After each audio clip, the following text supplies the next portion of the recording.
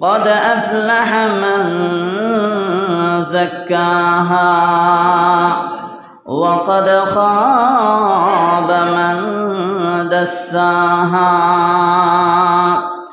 رب العالمين পরওয়ারদিগার আলম এই আয়াতের মধ্যে আল্লাহ সুবহানাহু ওয়া তাআলা বলেন قد أفلح من زكاها নিশ্চয় যে লক্ষ্যস্থলে পৌঁছেছে সে তাকে পবিত্র করেছে। তাকে বলতে এখানে কলবকে বলা হয়েছে, আত্মাকে বুঝিয়েছেন।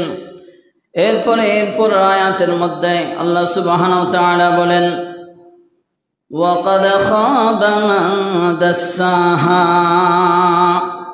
এবং নিরাশ হয়েছে সে যে তাকে গুনাহের কাজে লিপ্ত করেছে, গুনাহের মধ্যে পাপের মধ্যে পাপ কার্যের মধ্যে আচ্ছন্ন করে রেখেছে। তাকে বলে যার আত্মাকে, যার কলবকে, যার কর্মকে পাপ কার্যের মধ্যে লিপ্ত রেখেছে, সে লক্ষ্যস্থলে পৌঁছতে পারেনি। আর ওই ব্যক্তি লক্ষ্যস্থলের মধ্যে পৌঁছে গিয়েছে যে ব্যক্তি নিজের আত্মাকে, নিজের কলবকে পবিত্র করেছে তার কর্মফলের মাধ্যমে। তাহলে আয়াতে কারিমা তো এর সহসরল মাত্রটুকু। প্রথমে আল্লাহ সুবহানাহু ওয়া তাআলা বলেন আমাদের লক্ষ্য উদ্দেশ্য কি? অনেকের এই লক্ষ্য উদ্দেশ্য জান্নাত পর্যন্ত, ঠিক না বেঠিক? নাকি জাহান্নাম পর্যন্ত? জান্নাত কিয়ামতের ময়দানে কে জান্নাতি হবে, কে জাহান্নামী হবে, এটা বিচার বিশ্লেষণের মাধ্যমে সাব্যস্ত হয়ে যাবে। যারা জান্নাতি তারা জান্নাতে চলে যাবে, আর যারা জাহান্নামী তারা জাহান্নামে চলে যাবে, ঠিক না বেঠিক?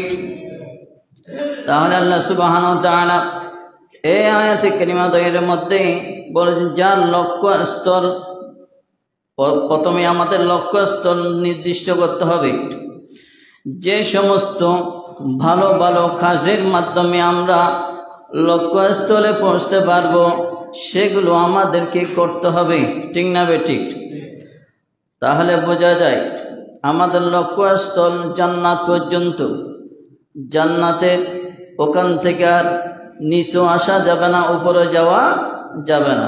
জান্নাতের মধ্যে চিরস্থায়ী। কে বলেছেন? আল্লাহ বলেছেন। আল্লাহ সুবহানাহু ওয়া তাআলা লক্ষ্যস্থলে যিনি পৌঁছেছেন তার আত্মাকে, তার কলবকে পবিত্র করে